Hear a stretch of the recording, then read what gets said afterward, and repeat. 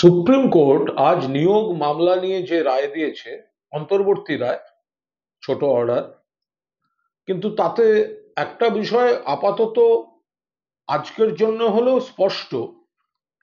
এই যে সকলের চাকরি খেতে হবে, যোগ্য অযোগ্য নির্বিশেষে চাকরি খেতে হবে, এই ধরনের যে আওয়াজটা উঠছিল, যে পৈশাচিক রাজনীতিটা হচ্ছিল, আমরা যার বিরোধিতা করছিলাম, এই বিরোধিতাটা মান্যতা পেয়েছে এবং তার একটা প্রতিফলন মহামান্য সুপ্রিম কোর্টের বিবেচনায় এবং এই অন্তর্বর্তী যে অর্ডারটি তাতে দেখা গিয়েছে।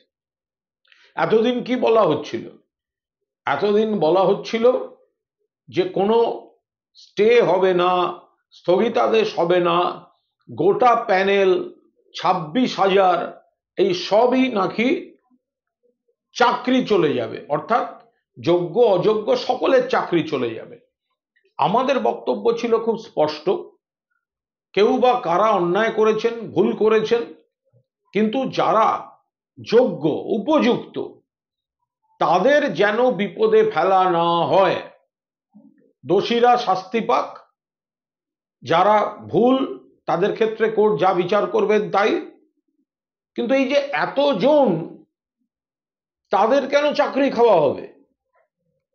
তো এই বিষয়টা বিজেপি, সিপিএম, কংগ্রেস, তাদের কিছু আইনজীবী একটা যেন চাকরি খাওয়ার রাজনীতির জেদাজেদি দাঁড়িয়ে গেছিল, যে আমরা সকলের চাকরি, সেই চাকরিচ্যুত আমরা করেই ছাড়ব। কিন্তু এখনো পর্যন্ত যা জানতে পারছি, খুব বিস্তারিত অর্ডার তো দেখার সুযোগ হয়নি এখনো, ওটা আইনজীবীরাও দেখছেন, যে ব্যাপারটা একটা জটিল ব্যাপার, বহুমুখী রায়, কিন্তু সামগ্রিকভাবে বলতে গেলে হাইকোর্ট, কলকাতা হাইকোর্ট যা দিয়েছিল সেই জায়গার উপর একটা স্টে রইল, স্থগিতাদেশ রইল। যেমন এই 26,000 চাকরি এখন যাবে না, কিছু কিছু কন্ডিশন দিয়ে দিয়েছেন সুপ্রিম কোর্ট, সেগুলো তো তারা কনসার্ন যারা তারা দেখে নেবেন তারা কি বিষয় দিয়েছেন ইত্যাদি।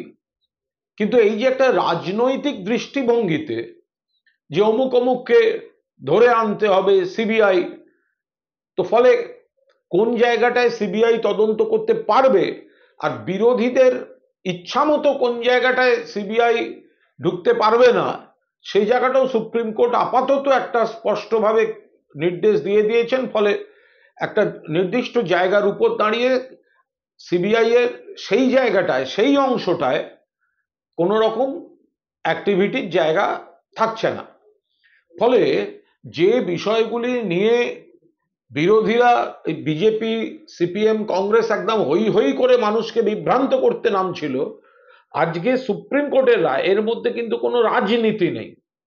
কলকাতা হাইকোর্টেরও মহামান্য কোনো কোনো বিচারপতির কোনো কোনো অর্ডার, কোনো কোনো পর্যবেক্ষণ, সেগুলো রাজনীতির ছোঁয়া বা রাজনৈতিক দৃষ্টিভঙ্গি ছিল। সেটা একজন বিচারপতির চাকরি ছেড়ে এসে বিজেপির প্রার্থী হওয়া থেকেই পরিষ্কার। কিন্তু সুপ্রিম কোর্ট এই রাজনৈতিক মহল তৈরির খেলা, একটা মহল তৈরি, নেগেটিভিটি, তার থেকে সেটাকে দূরে আরেক দিকে সরিয়ে রেখে লিগালি, আইনের চোখ থেকে গোটা বিশ্লেষণটা করেছেন।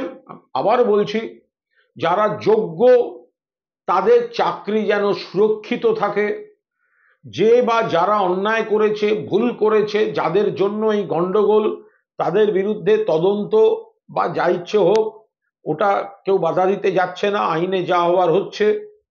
কিন্তু জলটাকে ঘোলা করার জন্য, তৃণমূলকে সার্বিকভাবে বিড়ম্বনায় ফেলার জন্য, লোকে চাকরি খাওয়ার যে রাজনীতির ট্রেন্ডটা শুরু হয়েছিল, সেটা সুপ্রিম কোর্টের আজকের অন্তর্বর্তী রায়তে সেটা একটু ধাক্কা খেয়েছে।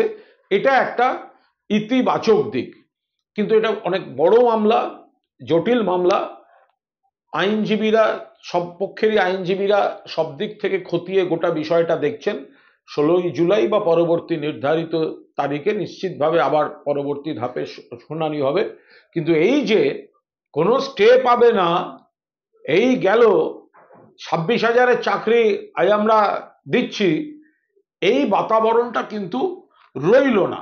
অর্থাৎ বিষয়টা ওই রাজনৈতিক হুজুগ নয়, বিষয়টা কোথাও ভুল থাকলে চিহ্নিত, আর যেখানে ভুল নেই তাদের অধিকার অটুট রাখা, এই বাস্তবতার মাটিতে দাঁড়িয়ে রইল আজকের এই অর্ডার।